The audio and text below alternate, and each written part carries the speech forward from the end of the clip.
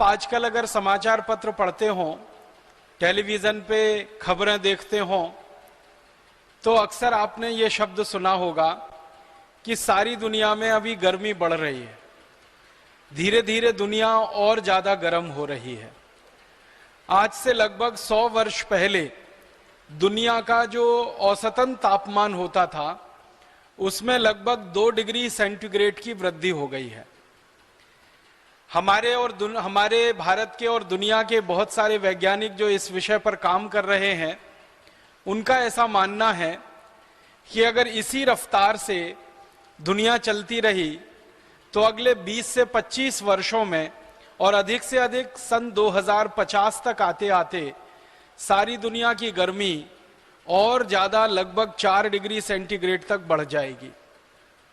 और अगर ये गर्मी बढ़ गई सारी दुनिया में, तो वैज्ञानिकों का ये कहना है कि उत्तरी ध्रुव पर जो बर्फ जमा है वो बर्फ बहुत तेजी से पिघलना शुरू हो जाएगी। हमारे भारत देश में जो हिमालय में ग्लेशियर हैं, ये ग्लेशियर पिघलना शुरू हो जाएंगे। अगर उत्तरी ध्रुव की बर्फ पिघलती है और हिमालय के ग्लेशियर पिघलते हैं तो नदियों में पानी बहुत ज्यादा आएगा, और नदियों में पानी का अगर सतह बढ़ती है, तल बढ़ता है, तो ये बढ़ा हुआ नदियों का पानी अंत में जाके समुद्र में मिलेगा, तो समुद्र में पानी बढ़ जाएगा।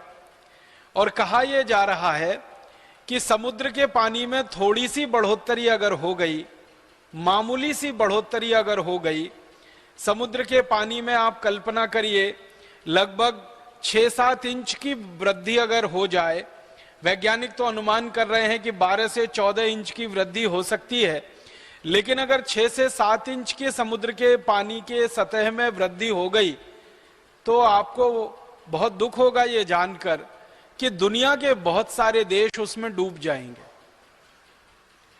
और दुनिया के देश जो डूबेंगे उनमें भारत का भी बहुत बड़ा इलाका है जो समुद्र में डूब सकता है। हमारे भारत में आपको मालूम है कि समुद्र के किनारे लगभग 2 लाख गांव हैं संपूर्ण भारत देश में। कर्नाटक में एक बहुत बड़ा इलाका है जो समुद्र के किनारे है।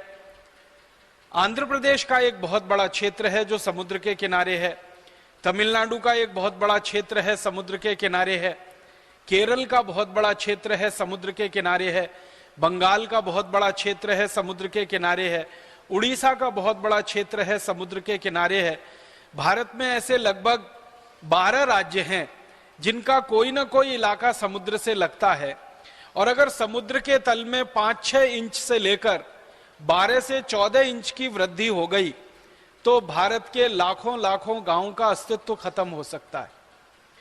हमारे देश का जो गोवा है, जो सबसे खूबसूरत राज्यों में गिनती किया जाता है, ये गोवा पूरा समुद्र में डूब सकता है।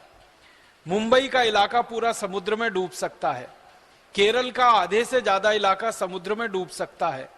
आंध्र प्रदेश का इलाका समुद्र में डूब सकता है आधे से ज्यादा। उड़ीसा, बंगाल, कर्नाटक, कई राज्यों का काफी इलाका समुद्र में डूब सकता है। अगर संख्या में गिनती करें तो भारत के 2 लाख गांवों के लिए खतरे की घंटी है। भारत के 2 लाख गांवों के अस्तित्व के लिए बहुत बड़ा प्रश्न खड़ा होता है। और ये भारत ही नहीं, दुनिया के कई देशों के लिए खतरे की घंटी है। आपको सुनकर ताज्जुब होगा, हैरानी होगी कि दुनिया में कुछ देश तो ऐसे हैं जो पहले से ही समुद्र के सतह से नीचे बसे हुए हैं, और वहां तो ये खतरा सबसे ज्यादा है। एक छोटा सा देश है यूरोप में, उसका नाम है नीदरलैंड, हॉलैंड। ये देश तो समुद्र के नीचे बसा हुआ देश है। ज्यादातर स्थानों पर आप जब जाते हैं ना, तो वहां लिखा रहता है कि ये समुद्र के तल से इतना फीट ऊपर है, ये समुद्र के तल से इतना मीटर ऊपर है। हॉलैंड में जब जाते हैं तो वहां लिखा रहता है कि ये समुद्र के तल से इतना फीट नीचे है, या समुद्र के तल से इतना मीटर नीचे है। तो हॉलैंड जैसे देश जो पहले से ही समुद्र तल के नीचे हैं, उनके अस्तित्व को तो और भी बड़ा खतरा है। अगर ये दुनिया में गर्मी बढ़ती जाए और इस बढ़ती हुई गर्मी से बर्फ पिघलना शुरू हो जाए, उत्तरी ध्रुवों की बर्फ पिघल जाए, भारत के हिमालय क्षेत्र की बर्फ पिघल जाए, तो लाखों गांवों के लिए, हजारों शहरों के लिए खतरा है।